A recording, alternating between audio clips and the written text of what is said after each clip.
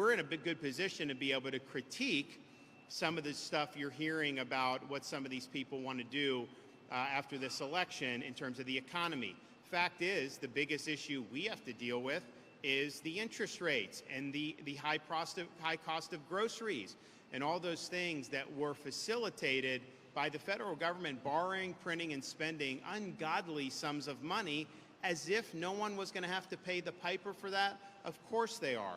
So now you have Kamala going out there on Friday saying she has this economic plan that's going to somehow solve. And what does she say? She says, oh, the high grocery costs are because of price gouging by corporations. And she's going to set controls so that somehow they can't do that. I can tell you, if they do that, we're going to end up having bread lines to be able to get food at the supermarket. It is a truly insane policy. It's an act of desperation because she cast the tie-breaking vote for Biden's stimulus in the spring of 2021. She cast the tie-breaking vote for the Orwellian named Inflation Reduction Act. So it's not just that she was vice president. She owns these policies that have driven up the cost of groceries. And make no mistake, it's because the supply chains were disrupted, all the inputs are more expensive. That's not just true for groceries, that's true for everything in the economy. So that price control is a joke. And even when you have liberal media saying that it's a joke, because she's gotten fawning coverage since they did the old switcheroo. So that's really, really bad. It will not work. And it's almost like you have a fire, and you're going to have the arsonist go in to put out the fire? That's essentially what that means. It doesn't make any sense.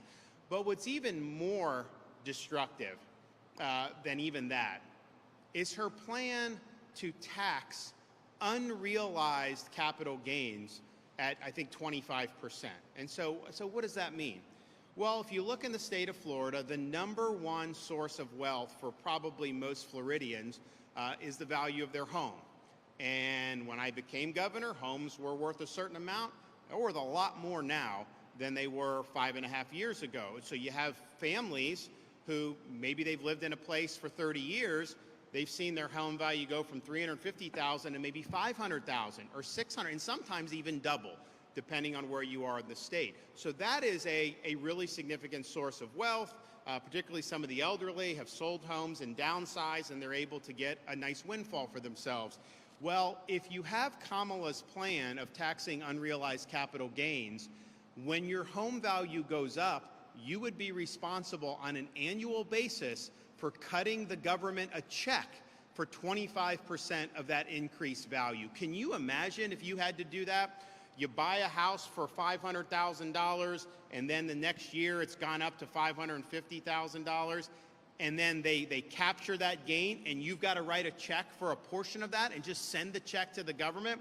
I don't think people are going to be able to just scrounge up that much money. And then, oh, by the way, you give the check, then if it goes down in the future, is the government going to rebate you? Of course not.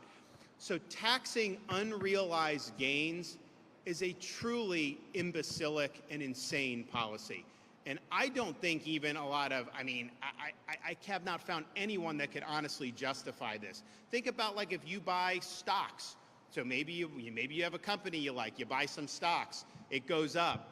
You would, before you even sell it, even if you're just holding it, the value's gone up, you got to write a check to the government for the unrealized gain. Just think about what that would do to businesses, individuals, property owners.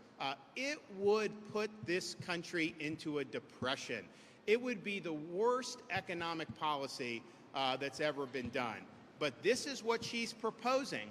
So I would just say, it would hit Florida really hard because we've had people whose homes have gone up in value a lot over the last 5.5 years. Whatever your house has gone up, you'd have to write a check for 25% of that. Oh, and then, oh, by the way, after you do all that, when you actually go to sell your home, what are they going to charge you then? 44.6% on that capital gain if you made money on selling your home. This is truly insane, and it's emblematic, I think, and reflective of a candidate who's effectively an empty vessel, a candidate that is vapid, a vice president known more for her word salads than she is for any tangible accomplishments. And it's really, really dangerous. And look, I